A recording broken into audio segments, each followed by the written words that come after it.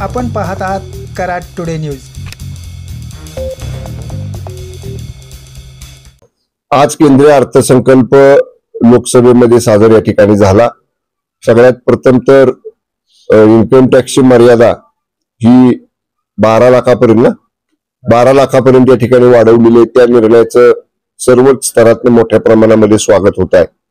आणि ज्या काही ठळक बाबी मी पाहिल्या त्याच्यामध्ये पर्यटनाला देशातल्या गती देण्यासाठी, चालना देण्यासाठी माननीय वित्तमंत्री महोदयांनी एक ठोस भूमिका ह्या अर्थसंकल्प मांडताना या ठिकाणी घेतलेला आहे। त्यांनी जवळजवळ देशातली 50 नवीन विकसित पर्यटन स्थळ करण्याची धोरण जी सुद्धा या ठिकाणी जाहीर केलेली, त्याचंही मनापासून मी स्वागत करतो।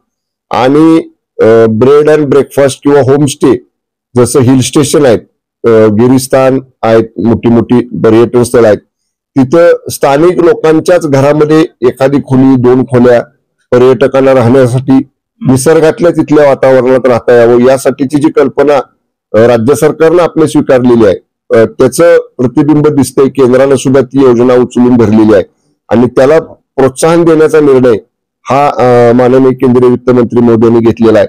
मी पर्यटनाच्या बाबतीत ज्या ज्या गोष्टींचा समावेश केंद्रीय अर्थसंकल्पामध्ये आहे त्याच्या संदर्भातली स्वतंत्र बैठक पुढच्या आठवड्यामध्ये आपल्या राज्य सरकारला त्यातल्या किती योजना घेता येतील आणि मॅचिंग ग्रँटची जर योजना असेल, म्हणजे बाबा अमुक टक्के निधी राज्यानं घालायचा, वरचा निधी केंद्राला द्यायचा, तर या सगळ्या जेव्हा डिटेल बजेटच्या गोष्टी समोर येतील त्याच्यानंतर माझ्या विभागाची मुंबईमध्ये आम्ही बैठक घेऊन जास्तीत जास्त त्या योजना महाराष्ट्रात कशा आणता येतील याच्यासाठी माननीय फडणवीस साहेबांच्या, माननीय शिंदे साहेबांच्या, माननीय अजितदादांच्या नेतृत्वाखाली आम्ही प्रयत्न करू। आणि मी विश्वास व्यक्त करतो जेव्हा पर्यटनाला प्राधान्य दिलेलं आहे, तुमच्या मेडिकल टुरिझमला सुद्धा प्राधान्य या ठिकाणी दिलेलं आहे, ह्या सगळ्या गोष्टी ज्या रिफ्लेक्ट झालेल्या आहेत सेंट्रल बजेटमध्ये त्या आपल्या राज्यामध्ये कशा मोठ्या प्रमाणात आणता येतील याच्यासाठी माझा प्रयत्न राहील।